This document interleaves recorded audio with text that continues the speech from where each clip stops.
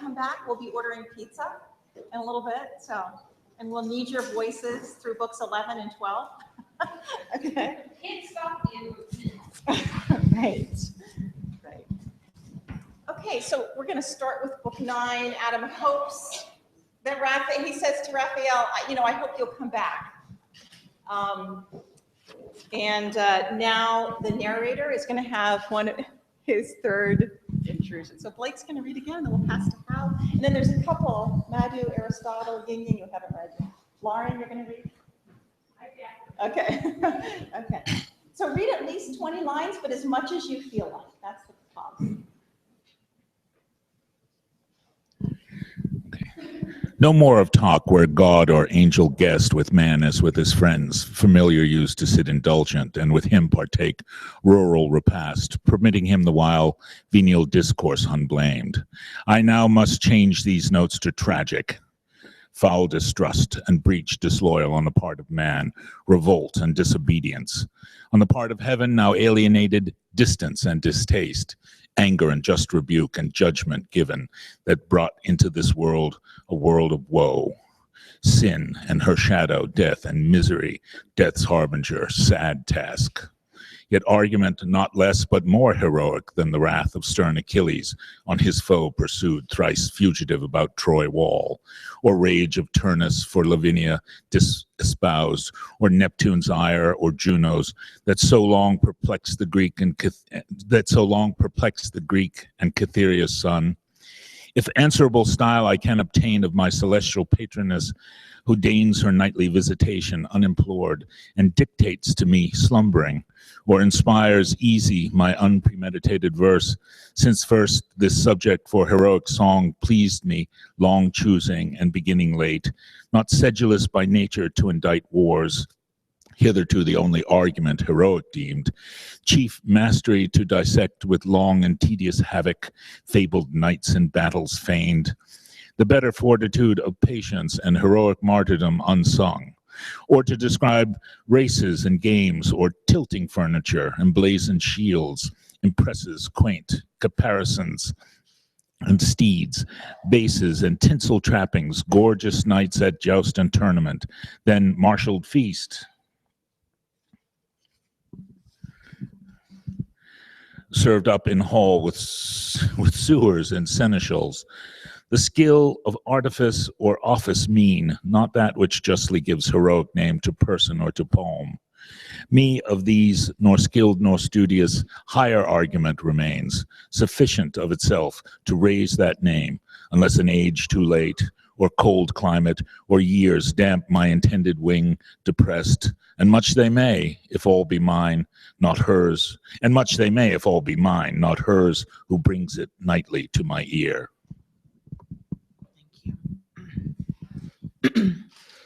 The sun was sunk, and after him the star of Perseus, whose office is to bring twilight upon the earth, short arbiter twixt day and night, and now from end to end, night's hemisphere had veiled the horizon round, when Satan, who late fled before the threats of Gabriel out of Eden, now improved in meditated fraud and malice.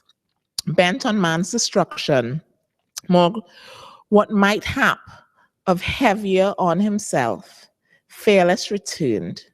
By night he fled, and at midnight returned from compassing the earth, cautious of day, since Uriel, regent of the sun, descried his entrance, and forewarned the cherubim that kept their watch. Thence, full of anguish driven, the space of 7 continued nights he rode with darkness. Thrice in the equinoctial line, he circled 4 times across the curved night from pole to pole, traversing each color.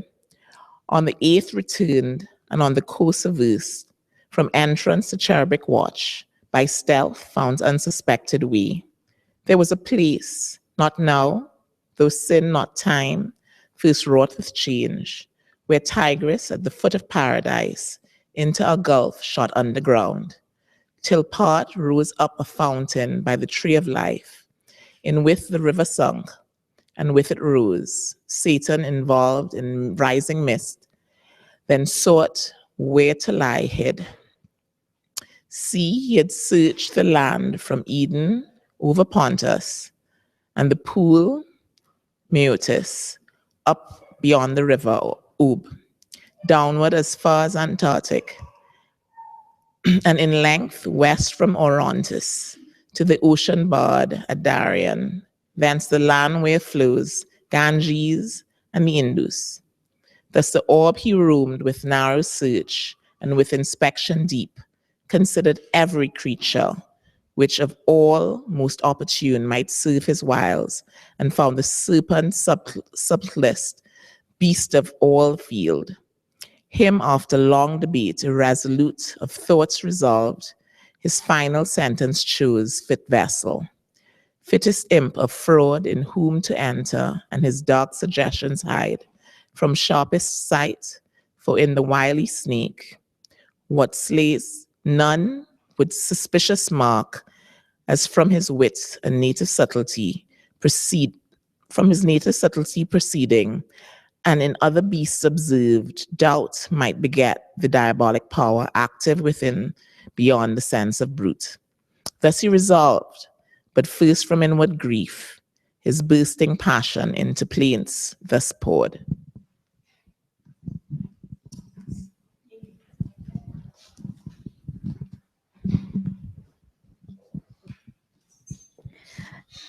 O earth, how like to heaven if not preferred, more justly, seat worthier of gods as built, with second thoughts reforming what was old, for what God after better worse would build.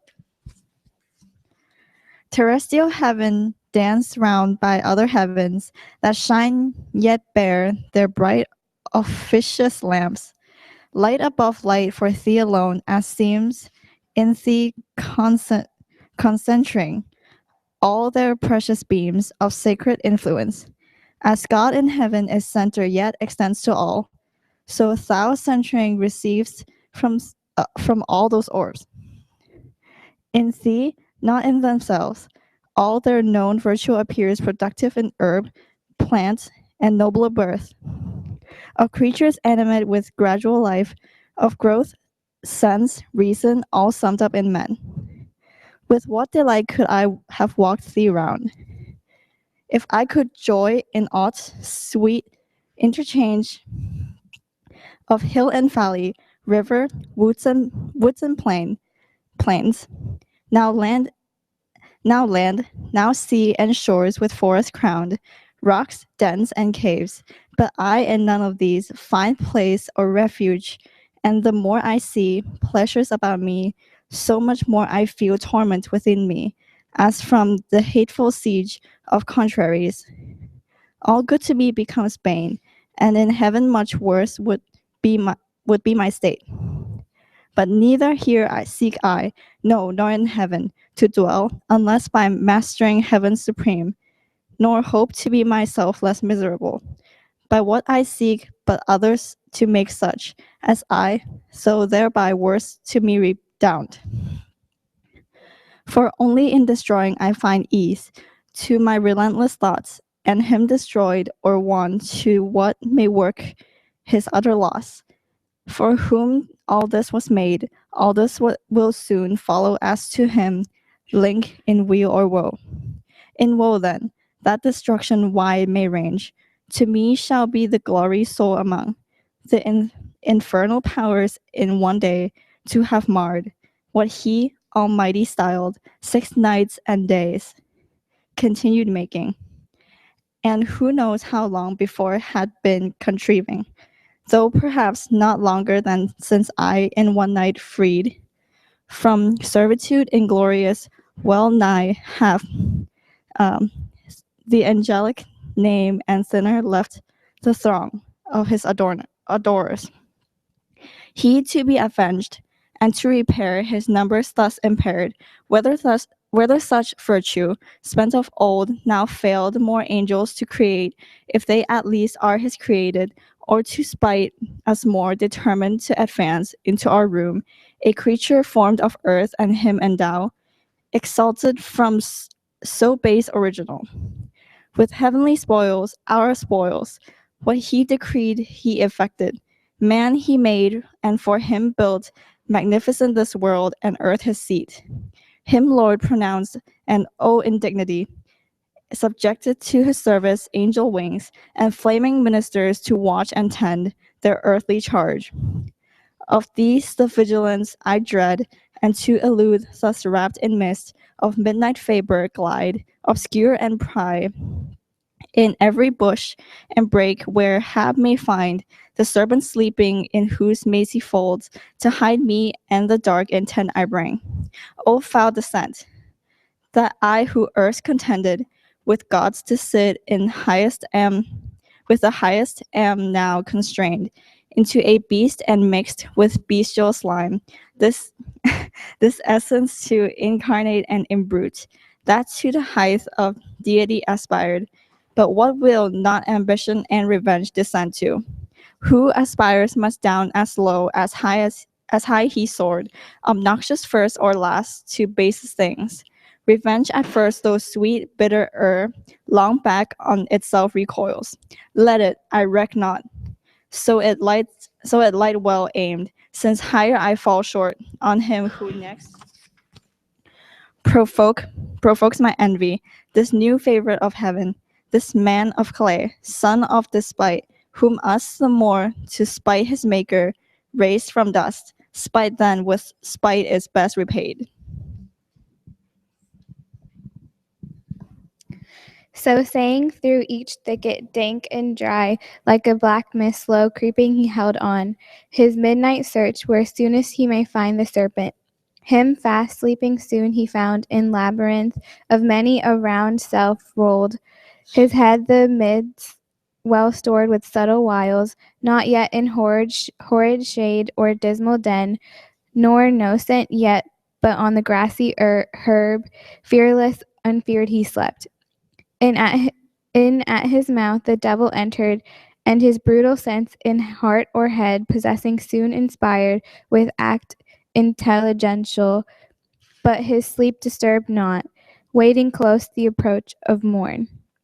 Now when as sacred light began to dawn in Eden on the humid flowers that breathed their morning incense, when all things that breathed from the earth's great altar sent up silent praise to the Creator, and his nostrils fill with grateful smell, forth came the human pair, and joined their vocal worship to the choir of creatures wanting voice, that don't partake the season prime for sweetest scents and airs, then commune how that day they best may ply their growing work.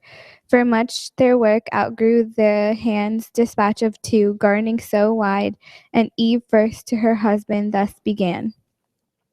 Adam, well may we labor still to dress this garden, still to tend plant, herb, and flower. Our pleasant task enjoyed, but till more hands aid us, the work under our labor grows luxurious by restraint. What we by day lop overgrown, or prune, or prop, or bind one night or two with wanton growth derides, tending to wild. Thou therefore now advise or hear what to my mind first thoughts present. Let us divide our labors, thou where choice leads thee, or where most needs, whether to wend the woodbine round this arbor, or direct the clasping ivy where to climb, while in yonder spring of roses intermixed with myrtle find what to redress till noon. For while so near each other thus all day, our task we chose, what wonder if, so near, looks intervene and smiles, or object new casual discourse draw, on which intermits our day's work brought to little, though begun early and the hour of supper come unearned. So Dr. Lee, then Aristotle, then Galileo, I think these three have it right. And then anybody else can grab it. Okay.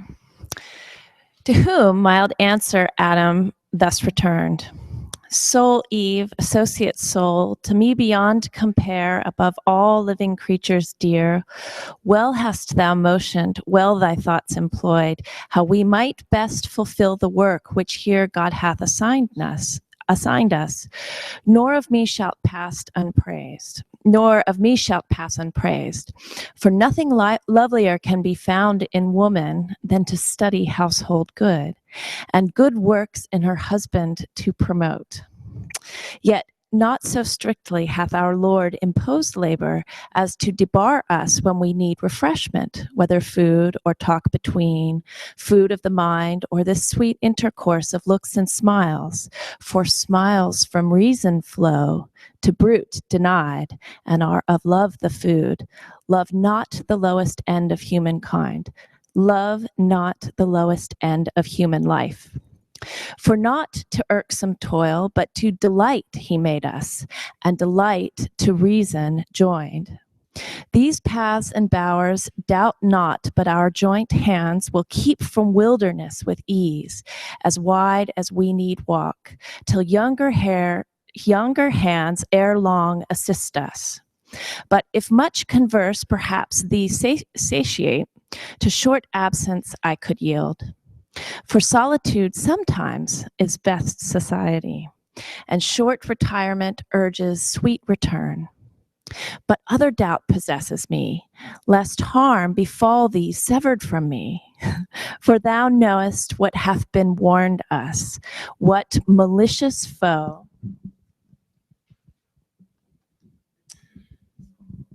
For thou knowest what hath been warned us, what malicious foe, envying our happiness, and of his own despairing, seeks to work us woe and shame by sly assault, and somewhere nigh at hand watches, no doubt, with greedy hope to find his wish and best advantage, us asunder, hopeless to circumvent us joined, where each to other's speedy aid might lend at need. Whether his first design be to withdraw our fealty from God, or to disturb conjugal love, than which perhaps no bliss enjoyed by us excites his envy more, than which perhaps no bliss enjoyed by us excites his envy more. Or this, or worse, leave not the faithful side that gave thee being, still shades thee and protects. The wife, where danger or dishonor lurks, safest and seemliest by her husband stays, who guards her, or with her the worst endures. To whom the virgin majesty of Eve, as one who loves and some unkindness meets, with sweet austere composure, thus replied, offspring of heaven and earth and all earth's Lord, that such an enemy we have, who seeks our ruin, both by thee informed, I learn, and from the parting angel overheard, as in a shady nook I stood behind. Just then returned at shut of evening flowers. But that thou shouldst my firmness therefore doubt to God or thee, because we have a foe may tempt it, I expected not to hear. His violence thou fearest not, being such as we, not capable of death or pain, can either not receive or can repel. His fraud is then thy fear, which plain infers thy equal fear that my firm faith and love can by this fraud be shaken or seduced. Thoughts, which how found they harbor in thy breast, Adam, misthought of her to thee so dear.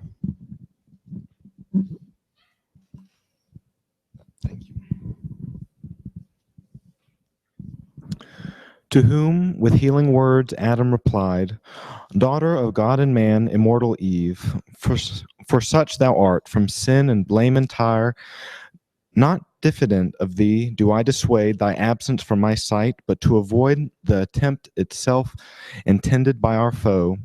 For he who tempts, though in vain, at least asperses the tempted with dishonor foul, supposed not incorruptible of faith, not proof against temptation. Thou thyself with scorn and anger wouldst resent the offering, wrong though ineffectual found.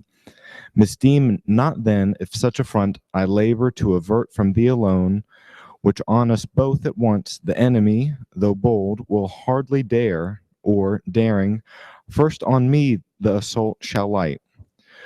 nor thou his malice and false guile condemn. Subtle he needs must be who could seduce angels, nor think superfluous others' aid.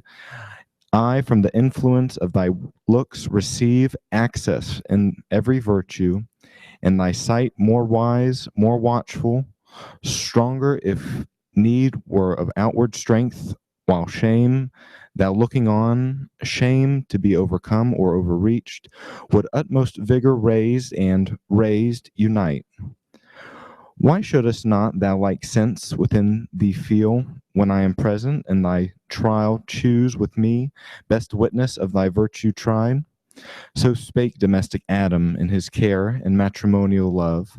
But Eve, who thought less attributed to her faith sincere, thus her reply with accent sweet renewed. If this be our condition, thus to dwell in narrow circuits, straitened by a foe subtle or violent, we not endued single with like defense wherever met, how are we happy still in fear of harm? But harm precedes not sin, only our foe tempting affronts us with his foul esteem of our integrity. His foul esteem sticks no dishonor on our fronts, but turns foul on himself.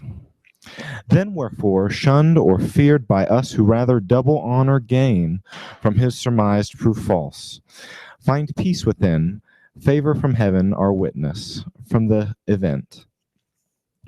And what is faith, love, virtue unassayed, alone, without exterior help sustained? Let us not then suspect our happy state left so imperfect by the Maker wise, as not secure to single or combined. Frail is our happiness, if this be so, and Eden were no Eden thus exposed. To whom thus Adam fervently replied, O woman, best are all things as the will of God ordained them. His creating hand nothing imperfect or deficient left of all that he created, much less man or aught that might his happy state secure from outward force. Within himself the danger lies, yet lies within his power. Against his will he can receive no harm, but God left free the will, for what obeys reason is free, and reason he made right, but bid her well beware, and still erect, lest by some fair appearing good surprised, she dictate false and misinform the will to do what God expressly hath forbid. Not then mistrust, but tender love enjoins, that I should mind thee oft, and mind thou me. Firm we subsist, yet possible to swerve, since reason not impossibly may meet some specious object by the foe suborned, and fall into deception unaware, not keeping strictest watch as she was warned. Seek not temptation then, which to avoid were better, and most likely if from me thou sever not. Trial will come unsought. Wouldst thou approve thy constancy? Approve first thy obedience. The other who can know, not seeing thee attempted, who attest. But if thou think trial unsought may find us both secure, then thus warned thou seemest, go. For thy stay not free absents thee more. Go in thy native innocence, rely on what thou hast of virtue, summon all. For God towards thee hath done his part. Do thine.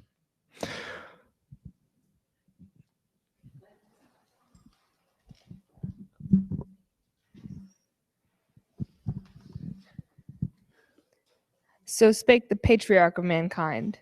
But Eve persisted, yet submiss, the last replied, with thy permission then, and thus forewarned, chiefly by what thou own last reasoning words touched only, that our trial, when least sought, may find us both perhaps far less prepared. The willinger I go, not much expect a foe so proud will the first the weaker seek. So bent, the more shall shame him his repulse.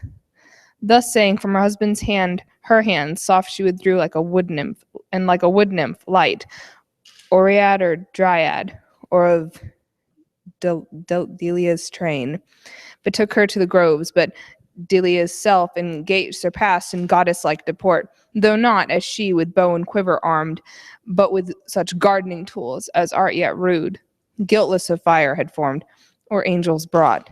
To Pales or Pomona thus adorned, likest she seemed, Pomona when she fled Vertumnus, or to Ceres in her prime, yet virgin of Proserpina from Jove. Her long with ardent look his eye pursued, delighted but desiring more her stay. Oft he to her his charge a quick return repeated, she to him as oft engaged to be returned by noon amid the bower, and all things in best order to invite, noontide repast or afternoon's repose. O much deceived, much failing, hapless Eve, of thy presumed return, event perverse, thou never from that hour in paradise foundst either sweet repast or sound repose. Such ambush hid among sweet flowers and shades, waited with hellish rancor imminent to intercept thy way or send thee back, despoiled of innocence, of faith, of bliss. For now, and since the first break of dawn, the fiend, mere serpent in appearance, forth was come, and on his quest where likeliest he might find the only two of mankind, but in them the whole included race, his proposed prey. In bower and field he sought where any tuft of grove or garden plot more pleasant lay, their tendance or plantation for delight. By fountain or by shady rivulet he sought them both, but wished his hap might find Eve separate. He wished, but not with hope, of what so seldom chanced, when to his wish, beyond his hope, Eve separate he spies, veiled in a cloud of fragrance where she stood, half spied, so thick the roses bushing round about her glowed, oft stooping to support each flower of slender stalk, whose head, though gay carnation purple, azure, or specked with gold, hung drooping unsustained. Them she upstays gently with myrtle band, mindless the while herself, though fairest unsupported flower, from her best prop so far and storm so nigh. Nearer he drew, and many a walk transversed of stateliest covert, cedar, pine, or palm, then voluble and bold, now hid, now seen, among thick-woven arborets and flowers, embroidered on each bank, the hand of Eve, spot more delicious than those gardens feigned, or of revived Adonis, or renowned Alcinous host of old Laertes' son, or that, not mystic, where the sapient king held dalliance with his fair Egyptian spouse. Much he the place admired, the person more, as one who long in populous city pent, where houses thick and sewers annoy the air, forth issuing on the summer's morn to breathe among the pleasant villages and farms adjoined. From each thing met conceives delight, the smell of grain or tedded grass, or kine or dairy, each rural sight, each rural sound, if chance with nymph-like step fair virgin pass. What pleasing seemed, for her now pleases more, she most, and in her look sums all delight. Such pleasure took the serpent to behold this flowery plat, the sweet recess of Eve. Thus early, thus alone. Her heavenly form angelic, but more soft and feminine. Her graceful innocence, her every air of gesture or least action overawed, his malice with rapine sweet bereaved. His fierceness of the fierce intent it brought. That space the evil one abstracted stood from his own evil, and for the time remained stupidly good, of enmity disarmed, of guile, of hate, of envy, of revenge. But the hot hell that always in him burns, though in mid-heaven soon ended his delight, and tortures him now the more he sees of pleasure for not him ordained. Then soon fierce hate he recollects, and all his thoughts of mischief, gratulating thus excites.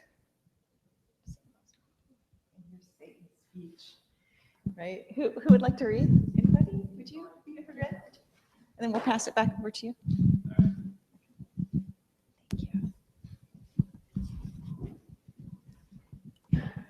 Thoughts whither have ye led me, with what sweet compulsion thus transported to forget what hither brought us? Hate not love, nor hope of paradise for hell, hope here to taste of pleasure, but all pleasure to destroy. Save what is in destroying, other joy to me is lost. Then let me not let pass occasion which now smiles. Behold alone that the woman, opportune to all attempts, her husband, for I view far round, not nigh, whose higher intellectual more I shun, and strength of courage haughty, and of limb heroic built, though of terrestrial mold, full not informidable. exempt from wound I not. So much hath hell debased and pain enfeebled me to what I was in heaven. She fair, divinely fair, fit love for gods, not terrible, though terror be in love and beauty, not approached by stronger hate, hate stronger under show of love well feigned, the way which to her ruin now I tend. So spake the enemy of mankind, enclosed in serpent inmate bed, and toward Eve addressed his way, not with indented wave prone on the ground, as since, but on his rear circular base of rising folds, that towered fold above fold a surging maze, his head crested aloft and carbuncle his eyes. With burnished neck of verdant gold, erected midst his circling spires, that on the grass floated redundant. Pleasing was his shape, and lovely never since of serpent kind lovelier, nor those in Illyria change, Hermione in Cadmus, or the god in Epidaurus, nor to which transformed Ammonium Jove or Capitoline was seen. He with Olympias, this with her who bore Scipio the heights of Rome. With tract oblique at first, as one who sought success, but feared to interrupt. Sidelong he works his way, as when a ship by skillful steersman wrought, nigh river's mouth or foreland, where the wind veers oft, as oft so steers and shifts her sail. So varied he, and of his tortuous train curled many a wanton wreath in sight of Eve, to lure her eye, She busied heard the sound of rustling leaves, but minded not, as used to such disport before her through the field. From every beast more duteous at her call than at Circean call the herd disguised. He bolder now uncalled before her stood. But as in gaze admiring, oft he bowed his turret crest and sleek enameled neck, fawning and licked the ground whereon she trod. His gentle dumb expression turned at length the eye of Eve to mark his play. He glad of her attention gained with serpent tongue organic or impulse of vocal air. His fraudulent temptation thus began. Wonder not, sovereign mistress, if perhaps thou canst, who art so wonder, much less arm thy looks, the heaven of mildness with disdain. Displeased that I approach thee thus, and gaze insatiate. I thus single, nor have feared thy awful brow, more awful thus retired. Fairest resemblance of thy marker fair, thee all things living gaze on, all things thine by gift, and thy celestial beauty adore with ravishment beheld. There best beheld where universally admired. But here in this enclosure wild, these beasts among, beholders rude, and shallow to discern half what in thee is fair, one man except, who sees thee, and what is one, who shouldst be seen a goddess among gods, adored and served by angels numberless, thy daily train.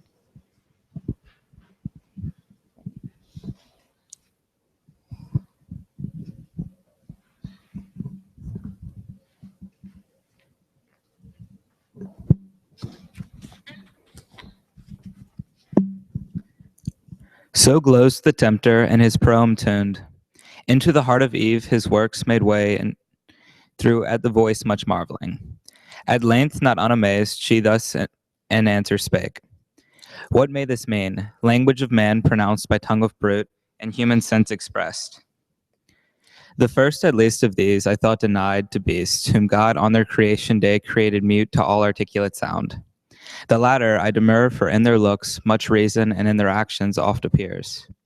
Thee, serpent, subtlest of beasts of all the field, I knew, but not with human voice endued. Redoubled in this miracle, and say how camest thou speakable of mute, and how to me so friendly grown above the rest of brutal kind that daily are in sight. Say, for such wonders claim attention due. To whom the guileful tempter thus replied. Empress of this fair world, resplendent Eve, easy to me is to tell thee all, what thou commandst, and right thou shouldst be obeyed.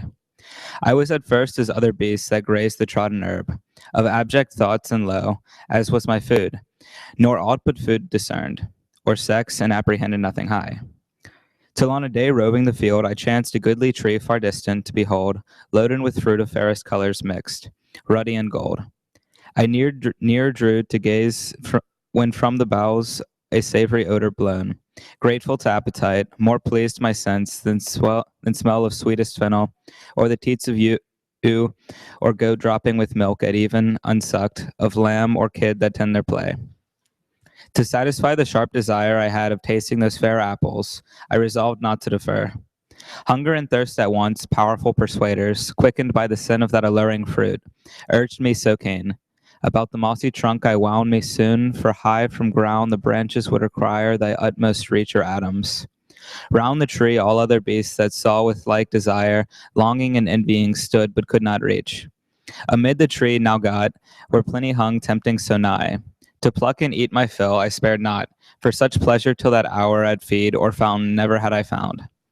Sated at length, ere long I might perceive strange alteration in me to degree of reason in my inward powers. In speech wanted not long, though to the shape retained.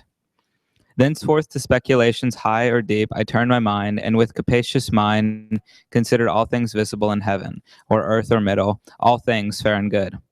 But all that fair and good in thy divine semblance, and in thy beauty's heavenly ray, united I beheld, no fair to thine equivalent or second, which compelled me thus, though importune, perhaps, to come and gaze and worship thee, of right declared, sovereign of creatures, universal dame. So talked the spirited sly snake, and Eve, yet more amazed, unwary, thus replied. Serpent, thy overpraising leaves endow the virtue of that fruit in thee first proved. But say, where grows that tree? From hence thou far. For many are the trees of God that grow in paradise, and various yet unknown to us. In such abundance lies our choice, as leaves a greater store of fruit untouched, still hanging incorruptible till men grow up to their provision, and more hands help to disburden nature of her birth. To whom the wily adder blithe and glad, Empress, the way is ready and not long. Beyond a row of myrtles, on a flat fast by a fountain, one small thicket passed of blowing myrrh and balm. If thou accept my conduct, I can bring thee thither soon. Lead then, said Eve.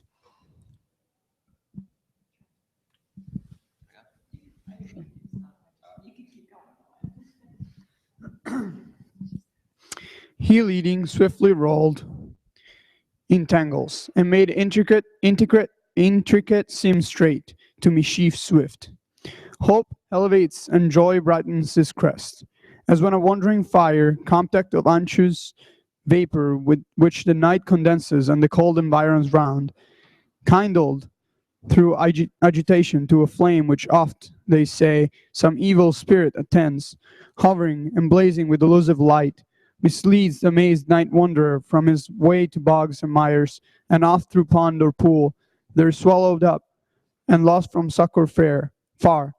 So glycered the dire snake, and into fraud led Eve, our credulous mother, to the tree of prohibition, root of all our who. Which when she saw, thus to her guide she spake, Serpent, we might have spared our coming hither, fruitless to me, though fruit be here to excess, the credit of whose virtue rests with thee, wondrous indeed if cause of such effects, but of this tree we may not taste nor touch. God so commanded, and left that command sole daughter of his voice. The rest we live law to ourselves. Our reason is our law. To whom the tempter guilefully replied, Indeed, hath God then said that of the fruit of all these garden trees ye shall not eat, yet lords declared of all in earth or air. To whom thus Eve, yet sinless, of the fruit of each tree in the garden we may eat, but of the fruit of this fair tree amidst the garden, God has said, Ye shall not eat thereof, nor shall ye touch it, lest ye die. She scarce had said, though brief, when now more bold the tempter, but with show of zeal and love, to man and indignation at his wrong new part puts on, and as to passion moved fluctuates disturbed, yet comely, and in act raised as from great matter to begin. as one of old, some orator renowned in Athens or free Rome, where eloquence flourished, since mute, to some great cause addressed, student himself collected, while each part, motion, each act one audience, ere the tongue, sometimes in height began, as no delay of preface, brooking through his zeal of right, so standing, moving, or to height upgrown, the tempter all impassioned thus began. O sacred, wise, and wisdom-giving plant, mother of science, now I feel thy power within me clear, not only to discern things in their causes, but to trace the ways of highest agents deemed however wise. Queen of this universe, do not believe those rigid threats of death. Ye shall not die. How should ye? By the fruit, it gives you life to knowledge. By the threatener, look on me. Me who have touched and tasted, yet both live and life more perfect, have attained than fate, met me by venturing higher than my lot. Shall that be shut to man, which is to beast is to the beast is open? Or will God incense us higher for such a petty trespass, and not praise rather your dauntless virtue, whom the pain of death denounced, whatever thing death be, deterred not from achieving what might lead to happier life, knowledge of good and evil, of good how just, of evil if what is evil be real, why not known since easier shunned? God therefore cannot hurt you and be just, not God, not fear then, nor obeyed. Your fear itself of death removes the fear. Why then was this forbid? Why but to awe? Why but to keep ye low and ignorant, his worshippers? He knows that in the day ye eat thereof, your eyes, that seem so clear, yet are but dim, shall perfectly be then opened and cleared, and ye shall be as gods, knowing both good and evil as they know. That ye should be as gods, since I as man, internal man, is but proportion meet. I of brute man, ye of human gods. So ye shall die perhaps by putting off human to put on gods, death to be wished, though threatened, which no worse than this can bring. And what are gods that man may not become, as they participate in godlike food? The gods are first, and that advantage use on our belief that all from them proceeds. I question it, for this fair earth I see, warmed by the sun, producing every kind, them nothing.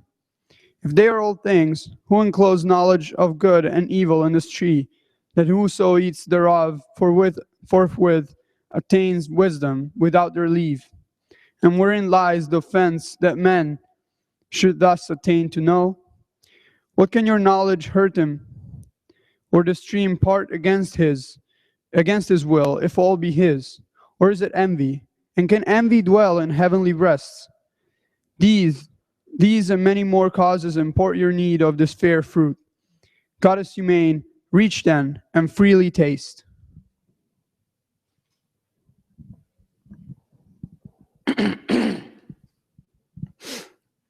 He ended, and his words replete with guile, into her heart too easy entrance won.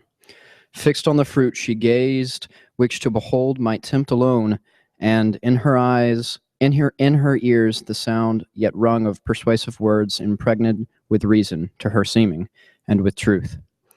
Meanwhile, the hour of noon drew, and waked an eager appetite raised by the smell so savory of that fruit which the desire inclined, now grown to touch her taste, solicited her longing eye. Yet first, pausing a while, thus to herself she mused. Great are thy virtues, doubtless, best of fruits, though kept from man, and worthy to be admired, whose taste, too long forborne at first to say, gave elocution to the mute, and taught the tongue not made for speech to speak thy praise.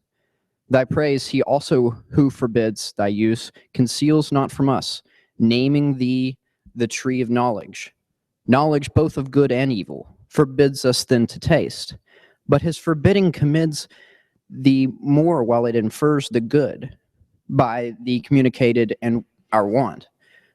For good unknown sure is not had, or had, and yet unknown is not had at all. In plain, then, what forbids he but to know, forbids us good, forbids us to be wise. Such prohibitions bind not. But if death binds us with afterbands, what profits then our inward freedom? In the day we eat of this fair fruit, our doom is we shall die. How dies this serpent? He hath eaten and lives and knows and speaks and reasons and discerns, irrational till then. For us alone was death invented, or to us denied this intellectual fruit, this intellectual food for beasts reserved? For beasts it seems, yet that one beast which first hath tasted envies not, but brings with joy the good befallen him. Author unsuspect, friendly to man, far from deceit or guile. What fear I then? Rather what know to fear under this ignorance of good and evil, of God or death, of law or penalty. Here grows the cure of all, this divine fruit, fair to the eye, inviting to the taste, of virtue to make wise. What hinders then to reach and feed at once both body and mind? So saying, So saying, her rash hand in evil hour, forth reaching to the fruit she plucked, she eat. Earth felt the wound, and nature from her seat, sighing through all her works, gave signs of woe that was all lost. Back to the thickest slunk, the guilty serpent of well might, for Eve, intent now wholly on her taste, naught else regarded, such delight till then as seemed in fruit. She never tasted whether true or fancied so, through expectation high of knowledge, nor was Godhead from her thought. Greedily she engorged without restraint, and knew nothing, and knew not eating death, satiate at length, and heightened as with wine, jocund and boon, thus to herself she pleasingly began.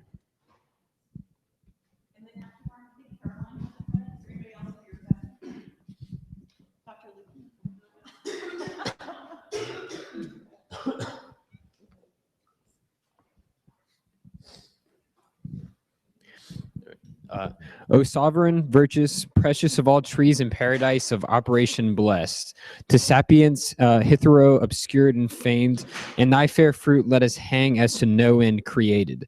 But henceforth my early care, not without song each morning and due praise, shall tend thee and the fertile burden ease of thy full branches offered free to all, till dieted by thee I grow mature in knowledge as the gods who all things know. Though others envy what they cannot give, for had the gift been theirs, it had not here thus grown. Experience next, to thee I owe, best guide. Not following thee, I had remained in ignorance. Thou openest wisdom way and givest access, through secret she retire. And perhaps I am secret. Heaven is high, and remote to see from thence distinct each thing on earth, and other care perhaps may have diverted from continual watch our great forbidder. Safe with all his spies about him, but to Adam in what sort shall I appear? Shall I to him make known as yet my change, and give him to partake full happiness with me? Or rather not, but keep the odds of knowledge in my power, without co-partner, so to add what once in female sex, the more to draw his love and render me more equal, and perhaps a thing not undesirable, sometime superior for inferior who is free, this may be well. But what if God has seen and death ensue? Then I shall be no more, and Adam wedded to another Eve, shall live with her enjoying, I extinct, a death to think. Confirm then, I resolve Adam shall share with me in bless or woe. So dear, I love him, with him all deaths I could endure, without him live no life. So saying from the tree, her steps she turned, but first low reverence done as to the power that dwelt within, whose presence had infused into the plant centennial sap derived from nectar drink of gods. Adam, the while waiting desirous her return, had wove of choicest flower a garland to adorn her tresses and her rural labor's crown. As reapers are oft are wont their harvest queen. Great joy he promised to his thoughts, and new solace in her return so long delayed. Yet off his heart, divine of something ill, misgave him. He the faltering measure felt, and for to meet her went the way she took, that morn with first they parted. By the tree of knowledge he must pass. There he her met scarce from the tree returning, in her hand a bough of fairest fruit that downy smiled, new gathered and ambrosial smell diffused. To him she hasted, in her face excuse came prologue and apology to prompt, which was bland words at will she thus addressed. Hast thou not wondered, Adam, at my stay? Thee I have missed, and thou at long deprived thy presence agony of love till now, not felt, nor shall be twice. For nevermore mean I to try what rash and tried I sought, the pain of absence from thy sight. But strange hath been the cause and wonderful to hear. This tree is not as we were told a tree, of danger tasted nor to evil unknown, opening the way, but of divine effect, to open eyes and make them gods who taste, and hath been tasted such. The serpent wise, or not restrained as we, or not obeying, hath eaten of the fruit, and is become not dead, as we are threatened, but thenceforth endued with human voice and human sense, reasoning to admiration, and with me persuasively hath so prevailed that I have also tasted, and have also found the effects to correspond. Opener mine eyes, dim dilated spirits, ampler heart, and growing up the Godhead, which for thee chiefly I sought, without thee can despise. For bliss as though has part to me is bliss, tedious unshared with thee and odious soon. Thou therefore also taste that equal lot may join us. Equal joy is equal love. Least thou not tasting, different degree, disjoin us and then too late renounce deity for thee when fate will not permit. Thus Eve with countenance blithe her story told, but in her cheek distemper flushing glowed. On the other side Adam, soon as he heard the fatal trespass done by Eve, amazed, astonied stood in blank while horror chill ran through his veins and all his joints relaxed. From his slack hand the garland wreath for Eve down dropped and all the faded roses shed. Speechless he stood and paled till thus at length first to himself he inward silence broke. O fairest of creation, last and best of all God's works, creation in whom excelled whatever can to sight or thought be formed, holy, divine, good, amiable, or sweet, how art thou lost? How on a sudden loss defaced, deflowered, and now to death devote? Rather, how hast thou yielded to transgress the strict forbiddance, how to violate the sacred fruit forbidden?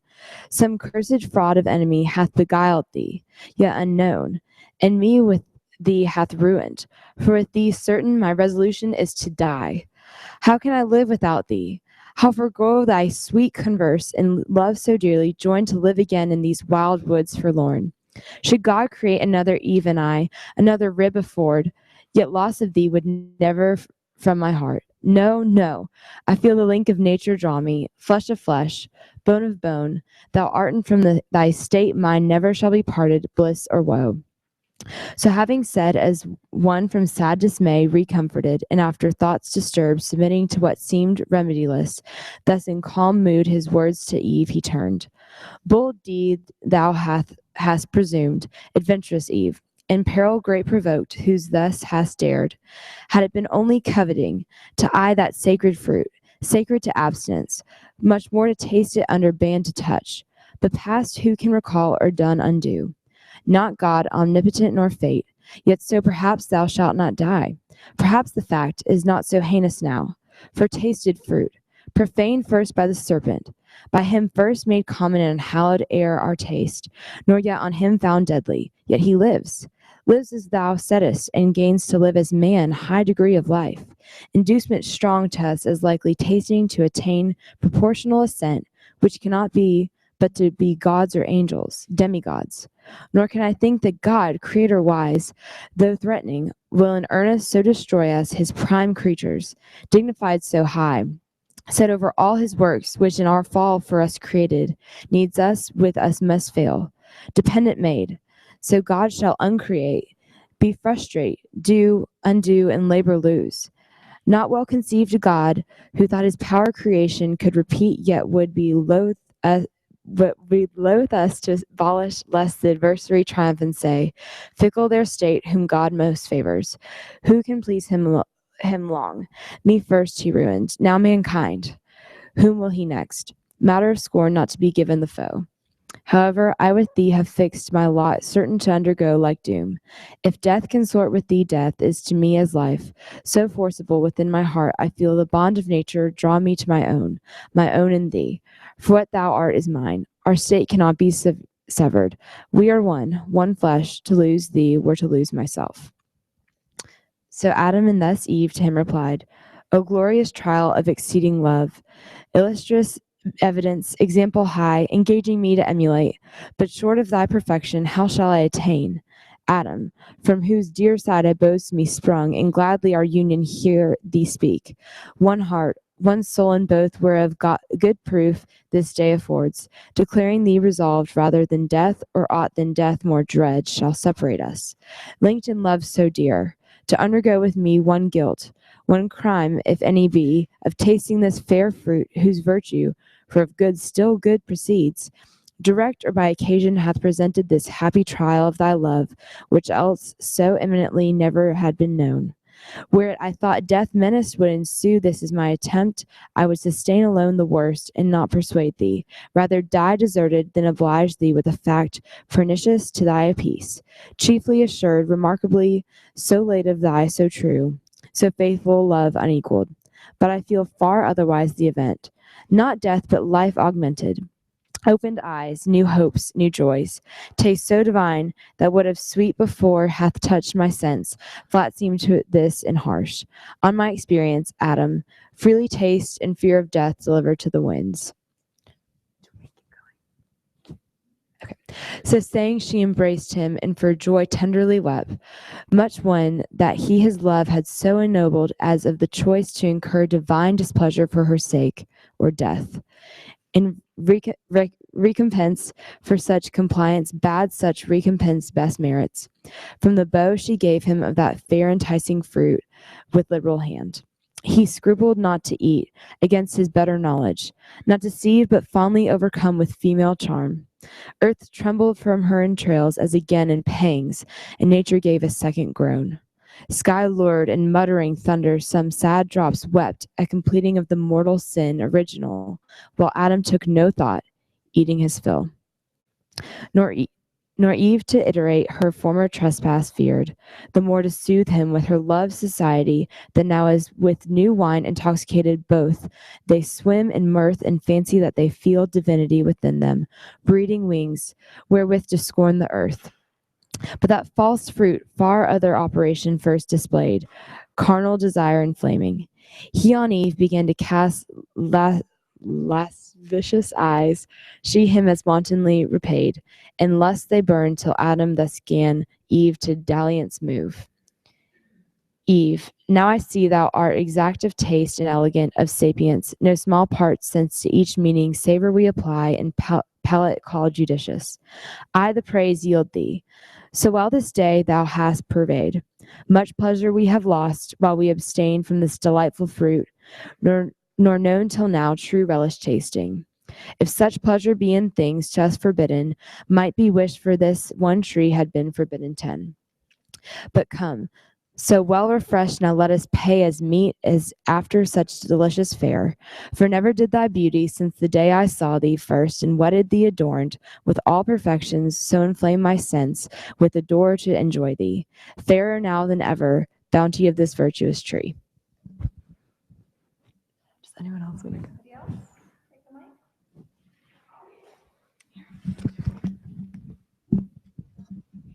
This is so exciting. What did you say? It's very exciting. I every other line is like, oh, that's Blake. Oh, that's so said he, and forbore not glance or toy, of amorous intent, well understood of Eve, whose eye darted contagious fire. Her hand he seized, and to a shady bank, thick overhead with verdant roof embowered, he led her, nothing loath. Flowers were the couch, pansies and violets and asphodel and hyacinth, earth's freshest, softest lap. There they their fill of love and love's disport took largely, of their mutual guilt the seal, the solace of their sin, till dewy sleep oppressed them, wearied with their amorous play. Soon as the force of that fallacious fruit, that with exhilarating vapor bland, about their spirits had played, and inmost powers made air, was now exhaled, and grosser sleep bred of unkindly fumes, with conscious dreams encumbered, now had left them.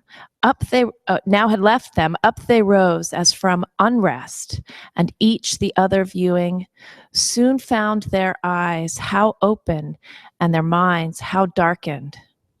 Innocence, that as a veil had shadowed them from knowing ill, was gone. Just confidence and native righteousness and honor from about them, naked left, to guilty shame he covered, but his robe uncovered more. So rose the Danite strong Herculean Samson from the harlot lap of Philistine Delilah, and waked, shorn of his strength, they destitute and bare of all their virtue. Silent and in face confounded long they sat, as stricken mute, till Adam, though not less than Eve abashed, at length gave utterance to these words constrained.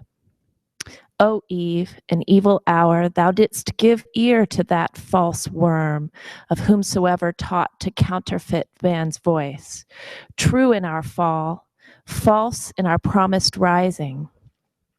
True in our fall, false in our promised rising. Since our eyes opened, we find indeed, and find we know both good and evil, good lost and evil got, bad fruit of knowledge, if this be to know, which leaves us naked thus, of honored void, of innocence, of faith, of purity, our wanted ornaments now soiled and stained, and in our faces evident the signs of foul concupiscence, whence evil store, even shame, the last of evils, of the first be sure then. How shall I behold the face henceforth of God or angel, erst with joy and rapture so oft beheld? Those heavenly shapes will dazzle now this earthly, with their blaze insufferably bright. Oh, might I here in solitude live savage, in some glade obscured, where highest woods impenetrable to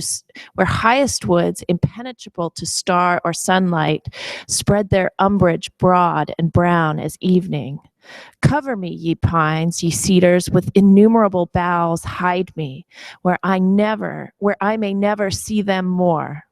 But let us now, as in bad plight, devise what best may for the present serve to hide the parts of each from other, that seem most to shame obnoxious and unseemliest seen. Some tree whose broad smooth leaves together sewed and girded on our loins may cover round those middle parts, that this newcomer, shame, there sit not, and reproach us as unclean.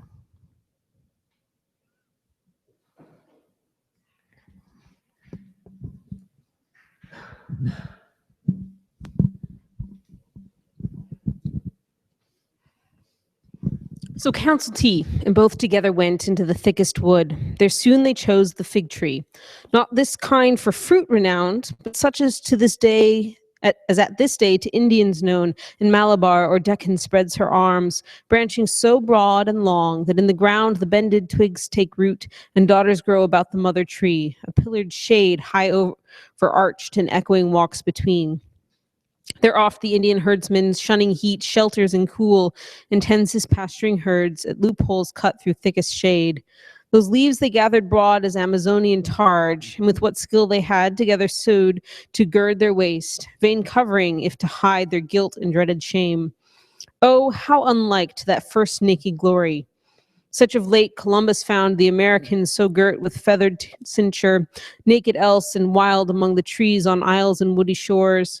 Thus fenced and, as they thought, their shame in part covered, But not at rest or ease of mind, they sat them down to weep. Nor only tears rained at their eyes, but high winds worse within began to rise. High passions, anger, hate, mistrust, suspicion, discord, and shook sore their inward state of mind, calm region once and full of peace, now tossed and turbulent.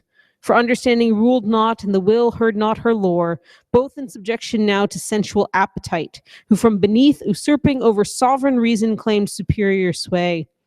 From thus distempered breast, Adam estranged in look and altered style, speech intermitted thus to Eve renewed. Would thou hadst hearkened to my words and stayed with me as I besought thee when that strange desire of wandering this unhappy morn, I know not whence, possessed thee. We had then remained still happy, not as now despoiled of all our good, shamed, naked, miserable. Let none henceforth seek needless cause to prove the faith they owe. When earnestly they seek such proof, conclude they then begin to fail. To whom soon moved with touch of blame this Eve. What words have passed thy lips, Adam severe? Imputest thou that to my default, or will of wandering, as thou wilt call it, which who knows but might as ill have happened, thou being by, or to thyself perhaps? Hadst thou been there, or hear the attempt, thou couldst not have discerned fraud in the serpent, speaking as he spake. No ground of enmity between us known. Why he should mean me ill, or seek to harm? Was I to have never parted from thy side, as good have grown there still a lifeless rib? Being as I am, why didst thou excuse me. Being as I am, why dost not thou, the head, command me absolutely not to go, going into such danger as thou saidst? Too facile then thou didst not much gainsay, nay, didst permit, approve, and fair dismiss. Hadst thou been firm and fixed in thy dissent, neither had I transgressed, now thou nor thou with me.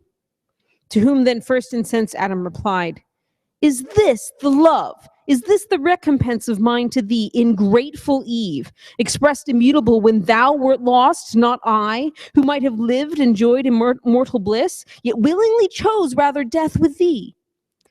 And am I now upbraided as the cause of thy transgressing? Not enough severe, it seems, in thy restraint? What could I more? I warned thee, I admonished thee, foretold the danger and the lurking enemy that lay in wait. Beyond this had been force, and force upon free will hath here no place. But confidence then bore thee on secure, either to meet no danger, or to find matter of glorious trial. And perhaps I also erred in overmuch admiring what seemed in thee so perfect, that I thought no evil durst attempt thee. But I rue that error now, which is become my crime, and thou the accuser. Thus it shall befall him who to worth in women over trusting lets her will rule. Restraint she will not brook, and left to herself, if evil thence ensue, she first his weak indulgence will accuse. Thus they in mutual accusation spent the fruitless hours, but neither self-condemning, and of their vain contest appeared no end. Okay, so our plan for today has been to pause after every 2 books, except to also pause after book 9. I think we need a short break after that, and it's also